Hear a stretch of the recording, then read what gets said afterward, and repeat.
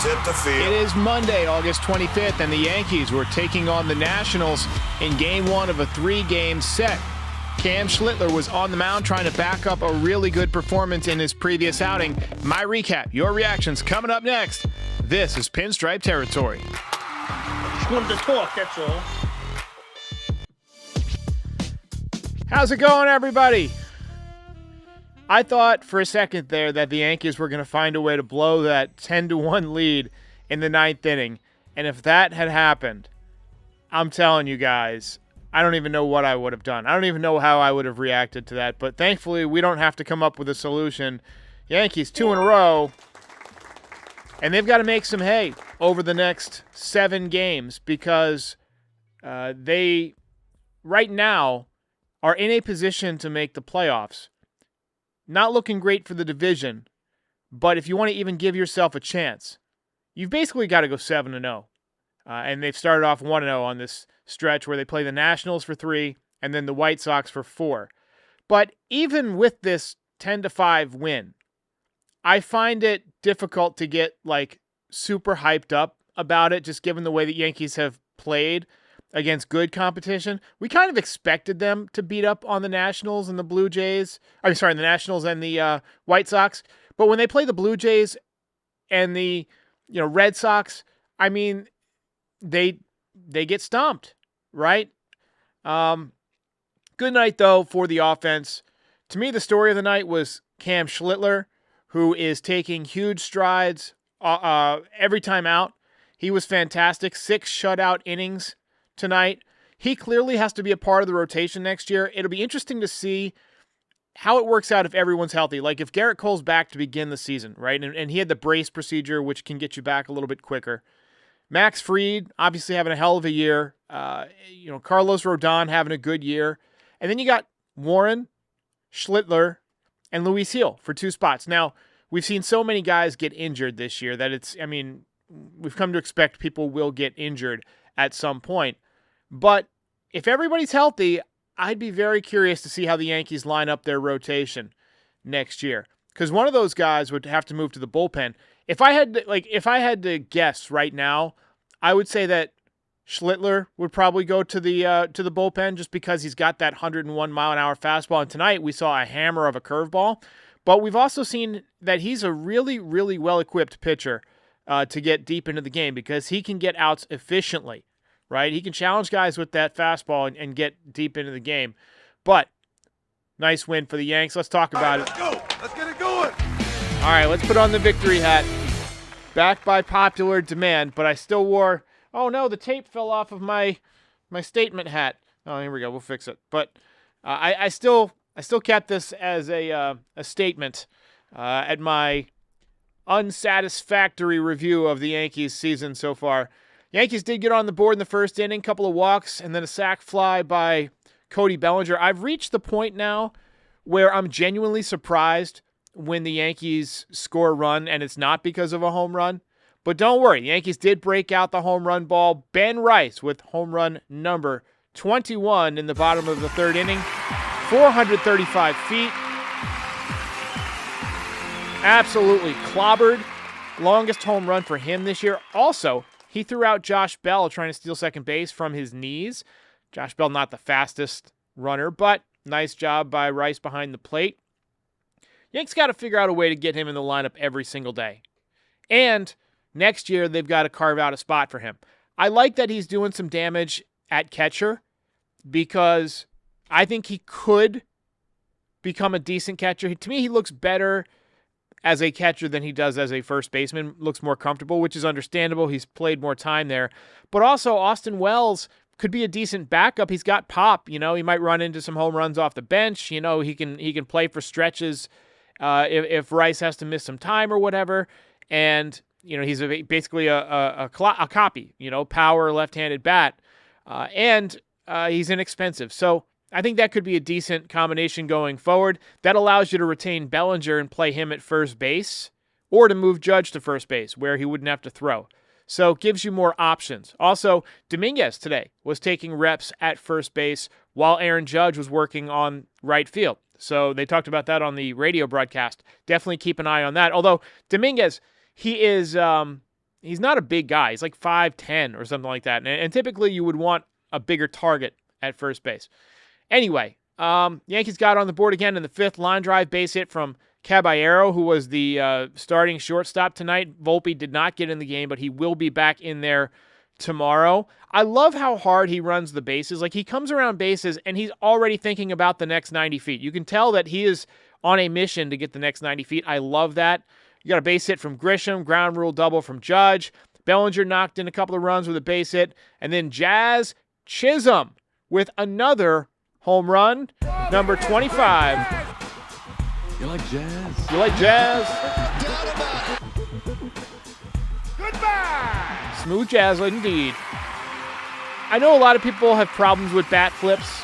I don't mind them as long as you're winning, and this was a fun one because it put the Yankees way out front. It was a no-doubter, second deck. I don't want to see guys bat flipping when you're down 5 runs or whatever. Dominguez made it 10-0 with a short porch 3-run home run. I don't know if I have a sound for him. I think I used to. I don't think. Well, let's see. No, he hasn't hit a home run so long that I haven't uploaded his sounds. But that one was really clobbered. It was more high than far though. He is one of these guys that has not hit for a ton of power, and I'm okay with it. I'd like him to hit more than 10 home runs, obviously, but I like the way he uses the whole field. Like, I like that he'll take the open side. If they're giving him the entire left side as a lefty, he'll shoot one for a base hit. He'll take the RBI single. I like that. And tonight, 3-run home run, number 10 on the season, hitting 256 now with a 719 OPS. You'd like to see it improve a little bit. We got a call about him. We'll talk more about Jason later. And then, of course, the Nationals scored 5 runs in the top of the 9th inning. De Los Santos walked in a run. Mark Leiter served up a grand slam, but the Yankees hang on to win. Ball game over. Yankees win. Yankees win. Jay Snow says Dominguez barely got his homer out. He knew it was gone. He knew it was gone. It was definitely a Yankee Stadium home run. I mean, don't get me wrong.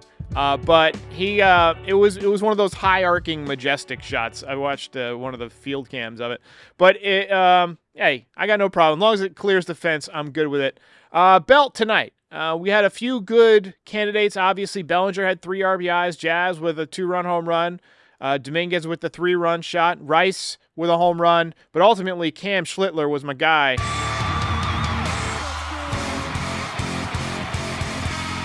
Hell of a performance. And that is 2 belts on the season for Cam Schlittler.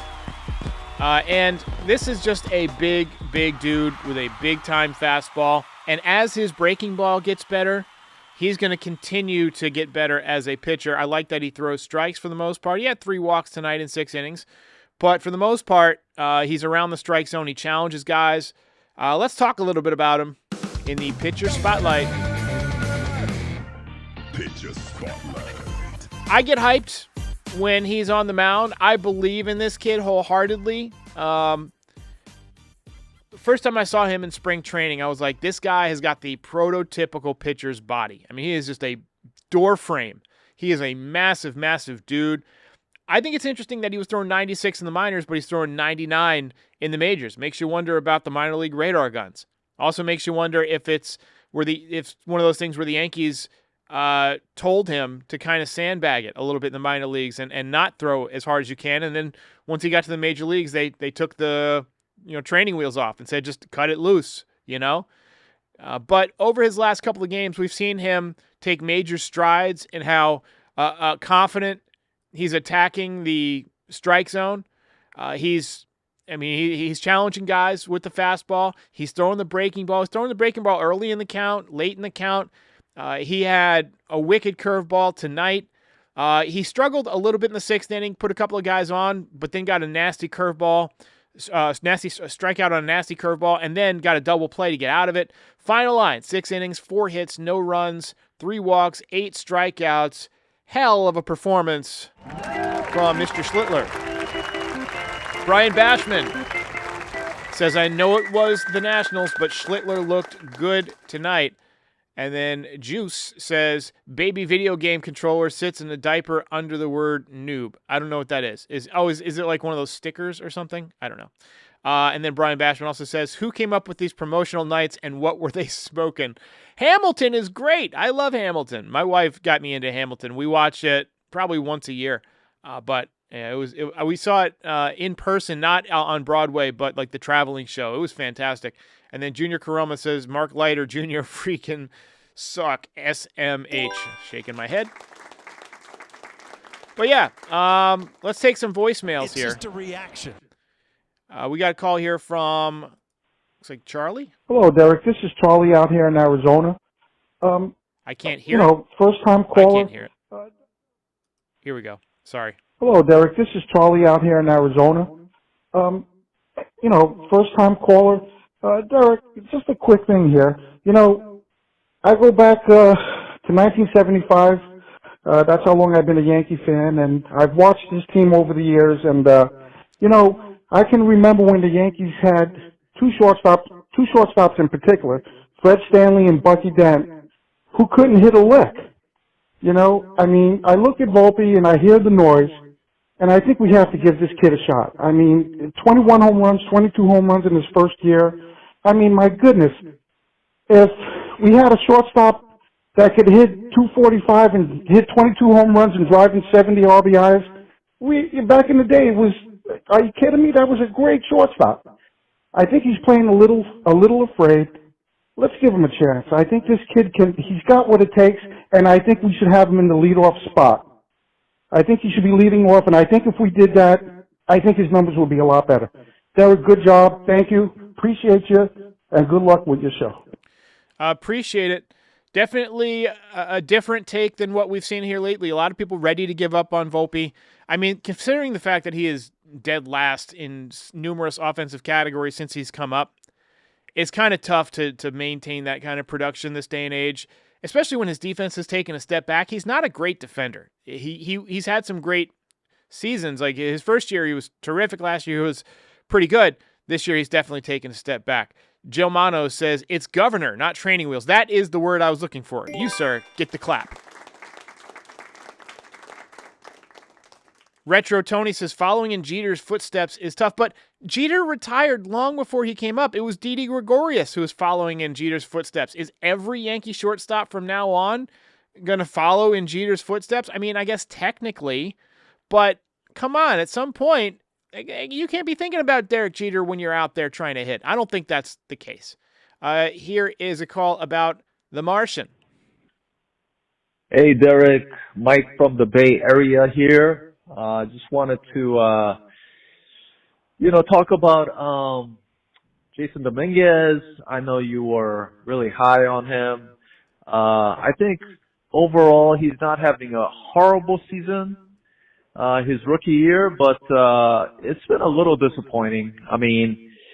His defense is pretty under average, or below average, right? And his hitting is not really offsetting that or making up for that. So moving forward, I really hate to say this because he's still very young, but he might be a good trade piece, right? For a good. Yeah, so it goes on for another minute and 45 seconds. Guys, if you can keep your calls under a minute or so, that would make it easier for me to play the whole thing. But I wouldn't trade Dominguez. And it's not just because I'm kind of a stan for Dominguez, a fanboy. By the way, the movie Stans, if you're an Eminem fan, comes out streaming tomorrow. I can't wait to watch that. But I think that he's got a lot of potential. He's got the power. He's not a home run hitter, but he's got power. But like I said, he's a good hitter. He takes the ball the other way. He works the count. He's a good base runner. He's got a long way to go on defense. Here's Tabor Talk. Hey, Derek, what's going on? Tabor Talk from the Catskills. So I watch every one of your videos. Lately, I've been watching it after the series. You and Talking at Yanks. I like Talking Yanks too. And I'm watching your the rant one on Saturday. Holy shit. 33,140 views. Look at your subs, 71.4K. Dude, you're getting really Like and subscribe. getting really famous, man. Great come on. influencing. Now, here's the thing. Someone said a while back, like, I like when the Yanks lose because of your rants. Like, your rant videos do better. He's not wrong. See, I disagree with him. Obviously, diehard Yankee fan for many decades. You know, obviously the Yanks winning and all that, that's number one priority. But your videos do better when they lose. He's not wrong. So. Yeah, I mean, so let's talk about it. I think that there's definitely a community thing that when the Yankees lose, you know, misery loves company, right? People want to vent. And it gives part of what this podcast does. One of the objectives is to give people a healthy way to vent, you know, and a healthy way for me to vent, you know. I don't like having to rant. I would prefer that every night was a celebration and every night we had the fun sound effects and we had, you know, the fun hat, the victory hat, and we were giving out the belt. Like those are my favorite episodes to do. Like tonight was a fun episode, but it's kind of like got a damper on it because of how weak the Yankees have played. And also I'm a little bit under the weather tonight, which is why my mind is all over the place. But I don't want to rant. But I think the reason that it connects with people is because everything that I say in one of those rants is genuinely from my heart. You know, I watch these games. I've been watching. I've maybe missed. I like to say I've missed a dozen games since 1992. That's pretty much, you know, what it is. And when I say missed a game, that means missed it entirely. Like there's been a lot of games that I've had to listen to on the radio, or I caught 5 innings in a hotel lobby on my phone, you know, that type of stuff. But there have been times when I've been on an airplane and I couldn't watch it, and then I have to get off the plane and go do something, and by the time I get done, it's like 3 a.m, and then the next day it's just like whatever. I've missed a few games. I've been sick a few times. But when you watch this often and this intently, you start to you recognize patterns, okay? And what frustrates people is seeing the same things happen over and over and over and over again. Teams that are like all home run or nothing, where we beat up on weak teams like tonight and then lose against good competition. And when it happens year after year after year, and you kill yourself with fundamentals and stuff, like it sounds like I'm just regurgitating it, but I'm really just venting, you know, the stuff that I'm seeing. So that's why I think the rants connect with people. But like I said, I would much rather have a fun episode that celebrates a victory every single. Give me that 7 days a week. Call about Cashman. Yes. Hi, Derek. Steve from Maine. Cashman is of the opinion that collecting talent is the winning formula. He's dead wrong. If you listen to the pregame interview with Trevor Story, it was interesting, and he may have been referring to the Yankees. The last thing he said was, it's not always the most talented team that wins. Bingo. That is all. I appreciate the call, man. I think about this line. I know it's a fictional movie, but it's a true story. The movie Miracle, where Kurt Russell plays Herb Brooks, and he says, you know, I'm not looking for the best players. I'm looking for the right ones, right? It's not always the most talented players. It's the teams that take that talent and use it cohesively as a unit, right? And I think that's applicable to every sport. Every sport. The teams that win, they always seem to have great chemistry, work really well as a unit. All right, quick word from Fair Harbor, and then we'll be back to wrap it up. FT fam, welcome to the world's most comfortable swimwear. For a moment, we are talking about Fair Harbor. We actually have some show and tell today. This is the liner that you're working with inside of the shorts and the bathing suits.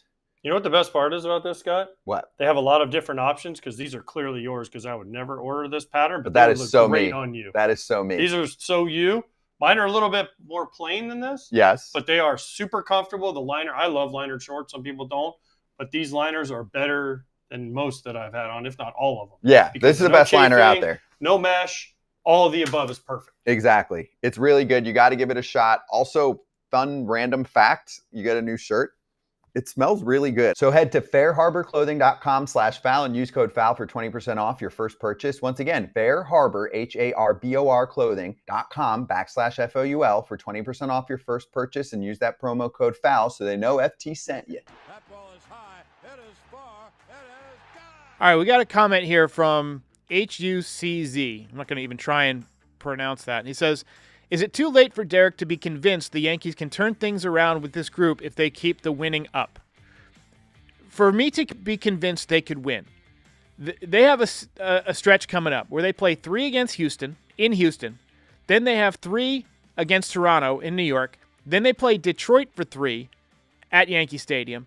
And then they play Boston for 3. So that's what? 3, 6, 9, 12 games. If they go 11-1 in that stretch and they pitch their asses off and they play good defense and they build some momentum and they take over first place, you will hear me start to speak more optimistically. They would have to go absolutely ballistic. But I think they're going to go about 4-8 in that stretch. That would be my prediction right now. All right, guys, good night for the Yankees. 2 wins in a row. We'll be back tomorrow.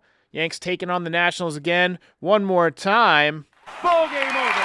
Yankees win. Yankees